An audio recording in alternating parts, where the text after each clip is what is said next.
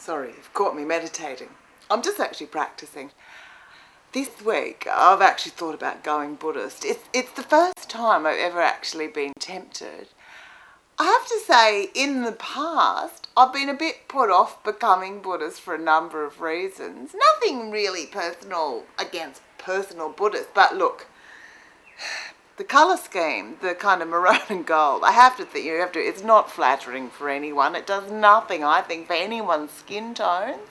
I mean, I come from Queensland, actually, and maroon and gold signifies something completely different in their religious calendar. It is a religious colours. It's for fundamentalist followers of football.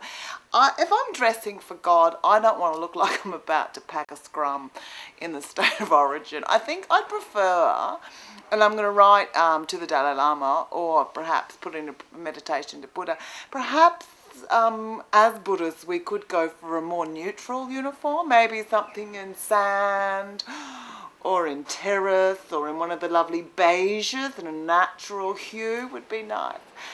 It's a funny thing becoming a Buddhist, because I've just sort of, I don't know, I'm just sort of deciding to do it. It doesn't seem like, I think you can just say you're a Buddhist and no one checks. Like, I don't know whether there's a test. I've been looking around to find out how do you know if someone's a Buddhist? Like, when you go to their house, do they have a couple of Bunnings statues of Buddha with, the water coming out? Do they have water features?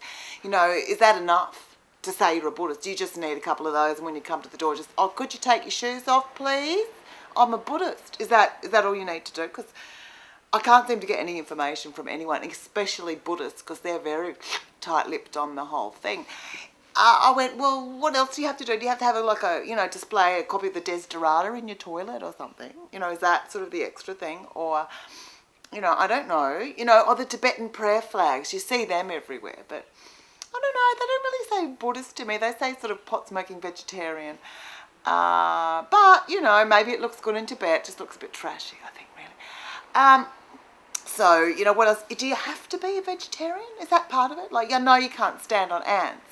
But, can you still buckle for bacon?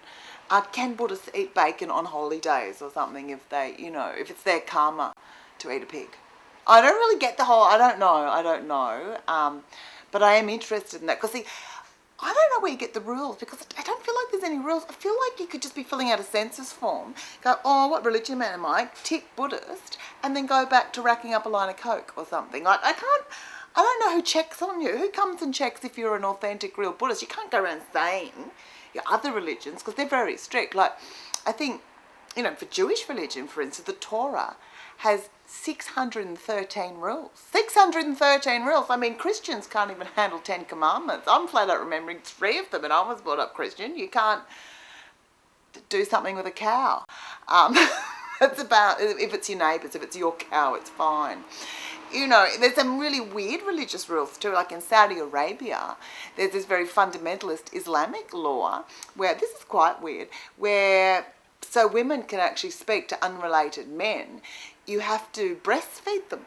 Because when you breastfeed them, they become part of your familial sort of maternal sort of family, and then it's appropriate. So I thought, wow, that's a lot of effort to go if you've got a tradie over to fix the toilet, and you have to go, come here, Barry, I've just got to breastfeed you.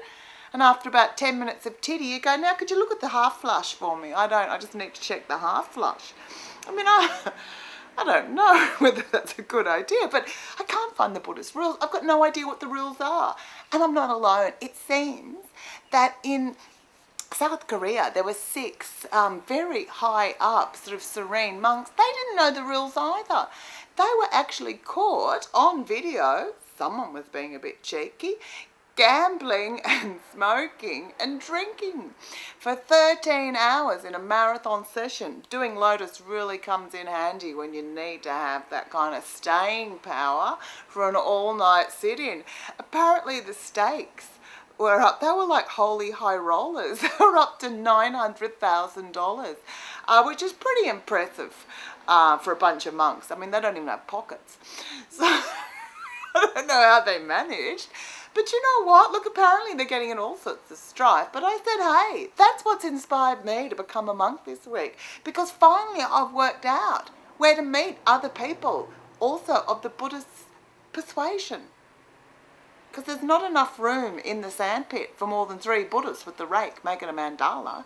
I can meet my people now, my fellow Buddhists, get a packet of ciggies, straight down the pokies. Woohoo! Meditate on. 3 lemons. Go. 3 lemons. Finally a religion worth joining.